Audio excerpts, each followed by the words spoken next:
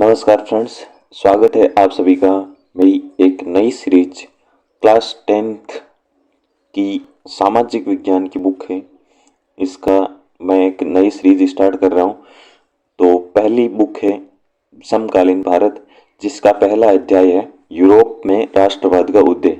तो आप सभी से निवेदन है कि इस सीरीज को पूर्ण देखें, जिसमें मैं इस बुक को और इसमें जो जुड़े हुए तथ्य हैं उनको समझाने की पूरी कोशिश करूंगा। तो हम लोग मिलके इसकी शुरुआत करते हैं। तो यहाँ पे यूरोप में राष्ट्रवाद का उदय, यानी हम पढ़ेंगे यूरोप जो महाद्वीप है उसके अंदर राष्ट्रवाद की जो भावना है उसका उदय कैसा हुआ। यहाँ पे एक चित्र है, उसकी चर्चा भी हम बाद में करेंगे। तो स्टार्ट करते हैं। यहाँ पे ये चित्र जो है 1848 में एक फ्रांसीसी कलाकार था फ्रेडरिक सोरियू ने 4 चित्रों की एक श्रृंखला बनाई है और इनमें उसने सपनों का संसार रचा, जनतांत्रिक और सामाजिक गणतंत्रों से मिलकर बना था। और यहाँ पे अमेरिका और यूरोप के लोग दिखाए गए हैं। सभी उम्र और सामाजिक वर्गों के स्त्री पुरुष एक लंबी कतार में स्वतंत्रता की ये जो परिक्रमा, ये आपको लाइन दिख गई होगी।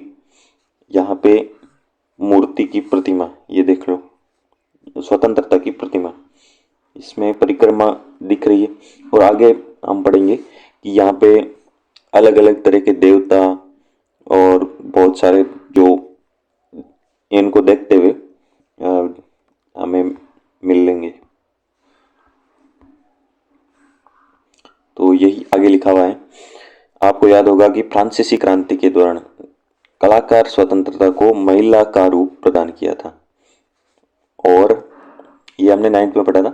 यहाँ भी आप ज्ञानोदय की मिसाल को पहचान सकते हैं, जो उसके हाथ में है, जो प्रतिमा के हाथ में अभी हमने देखा था, ये रहा यहाँ पे ये।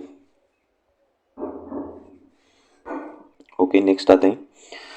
जो उसके हाथ में है, दूसरे में मनुष्य के अधिकारों का घोषणा पत्र। ये लो, प्रतिमा के सामने जमीन पर निरंकुश संस्थानों के ध्वस्त अवशेष, यानी जो भी राजा थे उनको अब हटा दिए गए हैं। सोर्यू के कल्पनादर्श यानी यूटोपिया में दुनिया के लोग अलग राष्ट्रों के समूह में बंटे हुए हैं, जिनकी पहचान उनके कपड़ों और राष्ट्रीय पोशाक से होती है। स्वतंत्रता की मूर्ति से कहीं आगे इस जुलूस का नेतृत्व कर रहे हैं संयुक्त राज्य अमेरिका और स्विट्जरलैंड, जो तब तक राष्ट्र राज्य बन चुके थे, यानी इनको स्वतंत्रता मिल चुकी और इनमें गणतंत्र राज भी है। फ्रांस, जो क्रांतिकारी तिरंगे से पहचाना जा सकता है, प्रतिमा के अभी अभी पहुंचा, यानी अभी भी फ्रांस में क्रांति हुई ही है। उसके पीछे जर्मनी के लोग हैं, जो काला, लाल और सुनहरा झंडा थामे। ये दिलचस्प है कि जिस समय सोर्यू ने ये छवि निर्मित की, जर्मन तब तक संयुक्त राष्ट्र का हिस्सा नहीं बने थे, यानी जर्मनी का एकीकरण अभी तक नहीं हुआ था। जो झंडा वे थामे हुए थे वह 1848 की उदारवादी उम्मीदों की अभिव्यक्ति है, जिनमें अनेक जर्मनवासी रियासतों को एक प्रजातांत्रिक संविधान के अंतर्गत एक राष्ट्र राज्य में गठित करने की चाह थी। यानी जो प्रशा ने सभी राज्यों को आर्थिक एकीकरण जो किया था, उसमें बहुत सारे वो लगा दिए थे, जो कर कम कर दिए थे। फिर जर्मन लोगों के बाद ऑस्ट्रिया और 2 सिसिलियों की राजशाही, लोम्बार्डी, पोलैंड, इंग्लैंड और आयरलैंड, हंगरी और रूस के लोग हैं। ऊपर स्वर्ग से ईसा मसीह है, संत और फरिश्ते इस दृश्य पर अपनी नजर जमाए हुए। चित्रकार ने उनका इस्तेमाल दुनिया के राष्ट्रों के बीच भाईचारे के प्रतीक के रूप में किया है। ओके, तो ये हो गया चित्र के बारे में। अब आगे हम देखते हैं नए शब्द है निरंकुशवाद। निरंकुशवाद यानी एब्सोल्यूटिज्म, ऐसी सरकार या शासन व्यवस्था जिसकी सत्ता पर किसी का कोई अंकुश नहीं लग होता, यानी कोई उस पर रोक नहीं लगा सकता। उसने जैसा भी निर्णय लिया है तो उसको कोई टोक नहीं सकता। इतिहास में ऐसी राजशाही सरकारों को निरंकुश सरकार कहा जाता है, जो अत्यंत केंद्रीकृत यानी सत्ता जो होती है किसी एक व्यक्ति के हाथ में होती है। सैन्य बल पर आधारित यानी वो अपने विरोधियों को कुचलती है। और दमनकारी सरकार होती है, दमनकारी यानी विरोधियों को कुचलने वाली। आगे कल्पनादर्श यानी यूटोपियन, इसका हमने पीछे जिक्र किया था। एक ऐसे समाज की कल्पना जो इतना आदर्श है कि उसका साकार होना लगभग असंभव होता है। ओके, नेक्स्ट स्टार्ट करते हैं कि अर्नेस्ट रेनन राष्ट्र क्या है। ये अर्नेस्ट रेनन के अनुसार राष्ट्र क्या है, आगे इसकी हम परिभाषा देखते हैं। तो फ्रांसीसी दार्शनिक, ये फ्रांस का दार्शनिक है अर्नेस्ट रेनन, जो 1832 से 92 ने सोबोन विश्वविद्यालय में दिए एक व्याख्यान में राष्ट्र की अपनी समझ को प्रस्तुत किया। बाद में व्याख्यान प्रसिद्ध निबंध के रूप में, जिसका शीर्षक था राष्ट्र क्या है। इस निबंध में रेनन द्वारा प्रस्तावित इस विचार की आलोचना करता है। राष्ट्र समान भाषा, नस्ल, धर्म और क्षेत्र से बनता है। ये जो लोगों की ये भावना होती है कि राष्ट्र समान भाषा, नस्ल, धर्म या क्षेत्र से बनता है, तो इस चीज की आलोचना करता है रेनन। चलो आगे बढ़ते हैं। एक राष्ट्र लंबे प्रयासों, त्याग और निष्ठा का चरम बिंदु होता है। शौर्य, वीरता से युक्त अतीत, महान पुरुषों के नाम और गौरव, ये वह सामाजिक पूंजी है जिस पर एक राष्ट्रीय विचार आधारित किया जाता है। अतीत में समान गौरव का होना, वर्तमान में एक समान इच्छा संकल्प का होना, साथ मिलकर महान काम करना और आगे ऐसे काम करने की इच्छा, एक जन समूह होने की, ये सब जरूरी शर्तें हैं। अतः राष्ट्र एक बड़ी और व्यापक एकता है। यह है अर्नेस्ट रेनन के अनुसार राष्ट्र की परिभाषा। यानी उसमें समान भाषा, नस्ल, धर्म या क्षेत्र ये होना जरूरी नहीं। राष्ट्र बनने के लिए लंबे प्रयास, त्याग और निष्ठा ये होनी जरूरी है। और साथ में उसका एक महान अतीत होना चाहिए और महापुरुष होने चाहिए जिनसे आगे आने वाली पीढ़ियां प्रेरणा ले सके।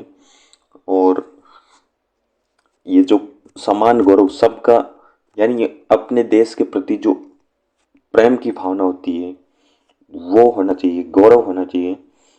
और वर्तमान में सबकी एक समान इच्छा होनी चाहिए, संकल्प होना चाहिए और साथ मिलके महान काम कर सके, तो ऐसा जनसमूह एक राष्ट्र बना सकता है।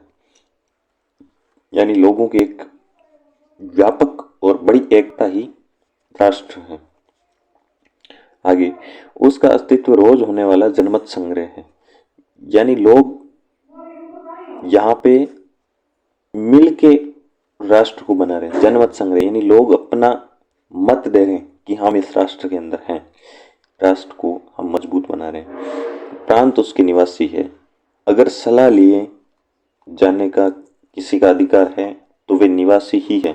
किसी देश का विलय करने या किसी देश पर उसकी इच्छा के विरुद्ध कब्जा जमाए रखने में राष्ट्र की वास्तव में कोई दिलचस्पी नहीं होती। राष्ट्र का अस्तित्व होना एक अच्छी बात है, बल्कि यह जरूरत भी है। उनका होना स्वतंत्रता की गारंटी है। अगर दुनिया में केवल एक कानून और उसका एक मालिक होता तो स्वतंत्रता का लोप हो जाएगा। यानी सबके अपने अपने अलग अलग विचार होते हैं, अलग अलग जरूरतें होती हैं।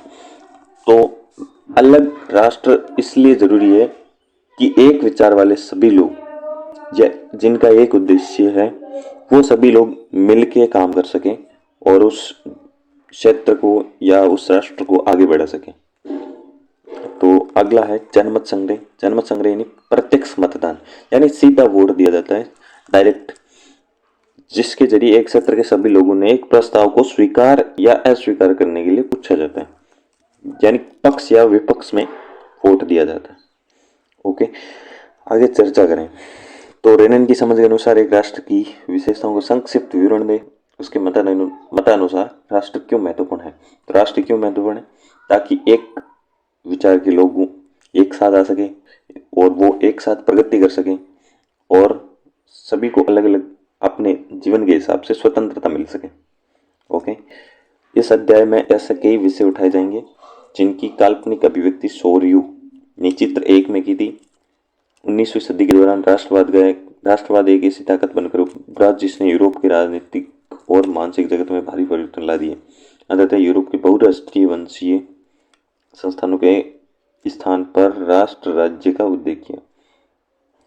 यूरोप में लंबे समय से एक आधुनिक राज्य की गतिविधियां और विचार विकसित हो रहे थे।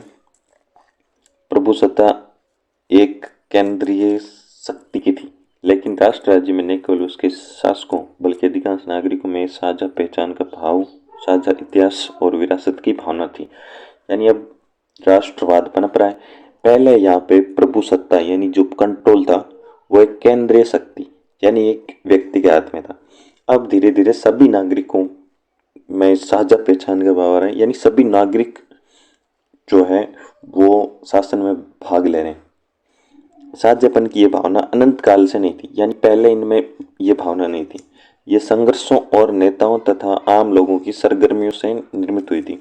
ये अध्याय उन विविध प्रक्रियाओं पर प्रकाश डालेगा जिनके तहत 19वीं सदी के यूरोप में राष्ट्र राज्य 19वीं सदी यानी 1801 से लेकर के 1900 तक यहाँ पे राष्ट्र राज्य और राष्ट्रवाद अस्तित्व में है। यानी ये कोई चीज़ पुरानी नहीं है। ये जो राष्ट्रवाद है वो 19वीं सदी के अंदर ही यूरोप में आए।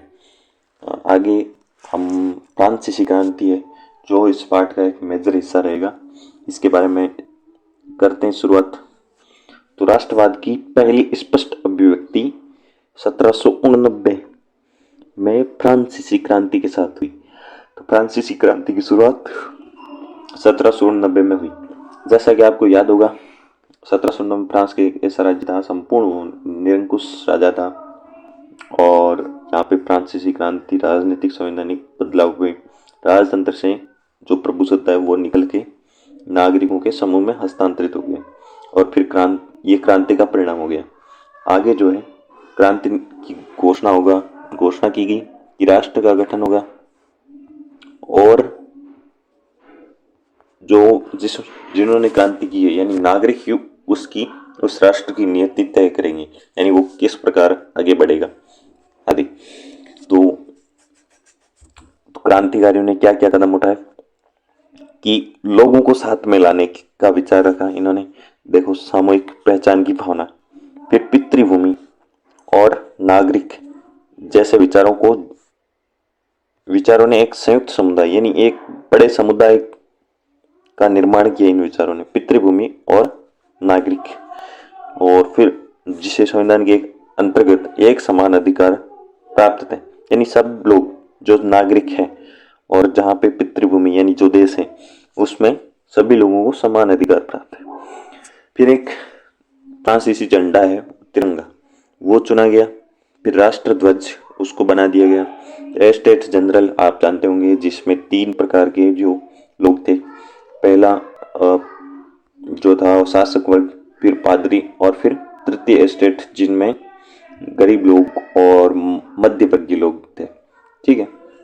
एस्टेट जनरल का चुनाव सक्रिय नागरिक यानी डायरेक्ट वोट दिया जा रहा है। और फिर नाम उसका बदल के नेशनल असेंबली। फिर नई स्तुतियाँ यानी लोगों को जागरूक करने के लिए, मोटिवेट करने के लिए, देश का जो राष्ट्रवाद है उसको विकसित करने के लिए रची गई।